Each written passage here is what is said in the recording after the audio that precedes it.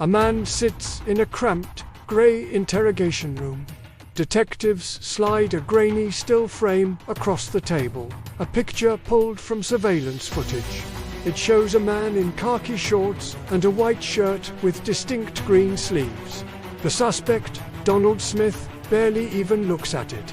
"That's not me," he says, his voice flat. "I don't even own a shirt like that." The detectives push on. They tell him his DNA was found inside the murdered woman's car. Donald leans back in his chair, a small, confident smile playing on his lips. "Impossible, I've never been in that car." He pauses, letting the silence hang in the air before delivering a line that would change everything. "If my DNA is in there, it had to be someone who shares my DNA."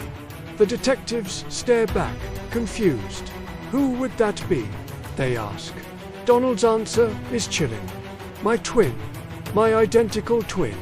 July 18, 2008, Duluth, Georgia. It was a typical warm evening. Janai Coleman, a 40-year-old high school teacher and Navy reservist, waited patiently in her gold Dodge Stratus. She was parked outside the Gwinnett Place Mall, a familiar spot. Her daughter was just finishing up a shift at the nearby Red Lobster, and this was their ritual. Janai would pick her up and they'd head home. It was predictable. It was safe. But tonight, their routine would be shattered. From the shadows of a nearby gas station, a man emerged. He moved with a purpose that was both unnerving and swift. In his hand, he held a gun. There was no warning, no demand, just a sudden, violent act. A single blast tore through the quiet evening air. The bullet struck Janai in the chest. The man then dragged her from her car, leaving her bleeding on the hot pavement as he jumped into the driver's seat and sped away in her vehicle.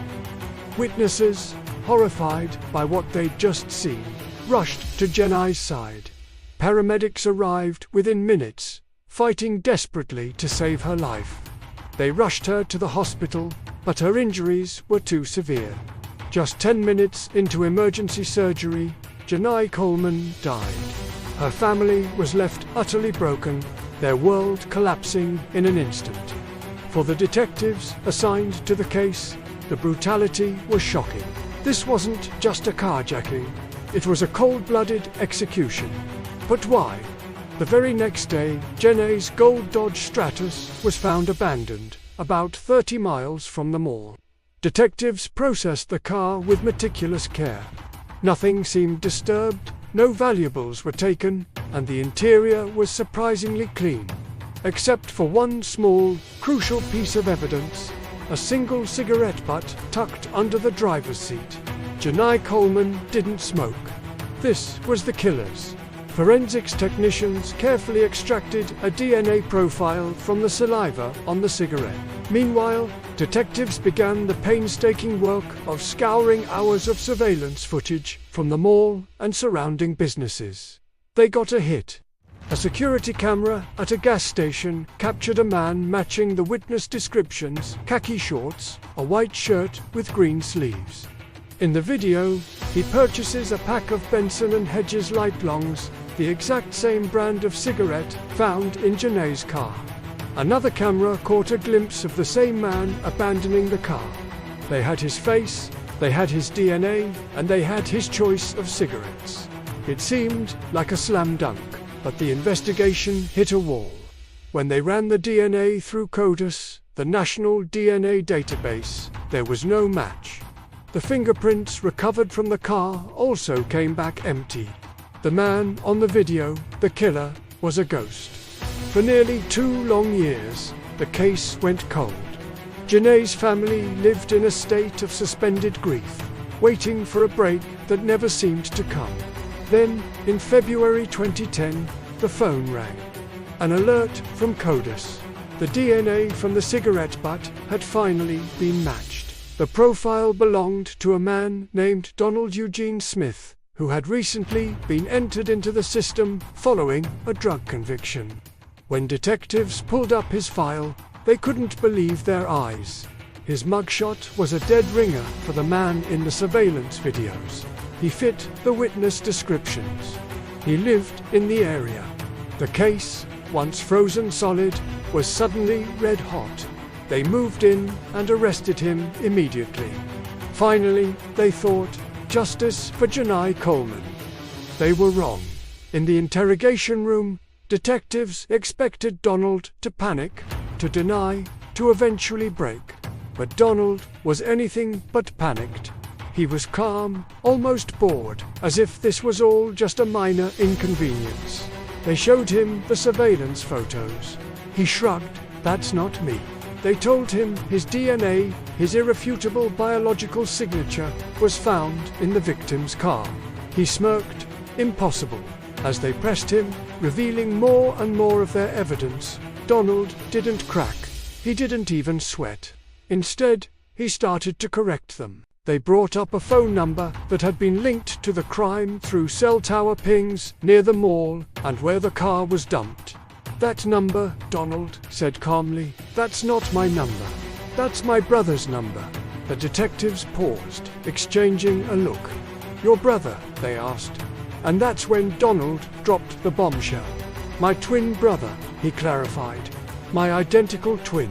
In that single moment, the detectives' mountain of evidence crumbled into a fog of confusion. Identical twins, products of a single fertilized egg, shared the exact same DNA. This meant that the DNA found in Janai's car, their supposed smoking gun, could belong to either Donald or his brother. The man in the video could be either of them. The investigation was turned on its head. Detectives now had to figure out which twin was the killer. They drove to the Smith family home and showed the surveillance footage to the twins' parents and their sister. They didn't ask, "Which of your sons is this?" They simply played the video and asked who they saw. Without a moment of hesitation, all three family members gave the same answer. "That's Ronald, not Donald." Ronald. The pieces started to shift. Detectives learned that Donald rolled his own cigarettes, a completely different habit from the store-bought Benson and Hedges found at the crime scene. Their focus now turned entirely to Ronald Smith, but Ronald was slippery. When detectives tried to bring him in for an interview, he refused. Then he vanished. They tracked him to his parents' home, where they found him hiding in an upstairs room, concealed from view.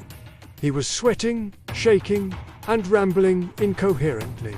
As they escorted him out, he uttered a sentence that was as close to a confession as they could hope for. He looked at the officers and asked, "So, my brother can be released?" Later, during a supervised smoke break outside the station, the final piece fell into place. Ronald pulled out a cigarette and lit it. One of the detectives, watching closely, noticed the box. Benson and Hedges light longs, the exact same brand. The detectives exchanged a silent, knowing look. They had their man. Back in the interrogation room, they changed their tactic. They softened their tone, suggesting that maybe it was all a terrible accident. They offered him a way to explain what happened, a way to frame it as something that got out of control. And Ronald, seeing a sliver of sympathy, finally cracked. He told them the gun had a trigger. He claimed it just went off, that it was an accident. He insisted he only wanted the car for a quick getaway. He said he panicked. He denied dragging Janai out of the car, claiming she fell. But in his panicked confession, he described details of the crime scene that only the killer could have known. He broke down, crying and apologizing, repeating over and over that he never meant to kill her. With Ronald's confession, Donald Smith was released. Ronald was charged with the murder of Janai Coleman. In court, Ronald changed his story again. In a desperate, last-ditch effort, he tried to pin the entire crime on his twin brother, Donald, claiming it was Donald all along. But the evidence against Ronald was now overwhelming. The surveillance footage that his own family identified as him, the cigarette brand he smoked, the phone records that placed him at the scene, his initial flight from police, and, most damningly, his own detailed confession. The jury didn't buy his new story for a second. Ronald Smith was found guilty of murder and sentenced to life in prison plus 25 years. Donald Smith walked free, but his life was forever changed. He had been arrested for murder, stared at a life sentence, and was nearly convicted for a crime his own brother committed. All because his twin wore similar clothes, smoked a certain brand of cigarettes, and shared his exact DNA. The evil twin trope, something usually relegated to movies and fiction, had become horrifyingly real for him. Janai Coleman was a mother, a beloved teacher, a dedicated Navy reservist. She was a woman who lived her life with kindness and purpose, only to have it stolen in a few terrifying seconds by a man who saw her not as a person, but as an obstacle to stealing her car.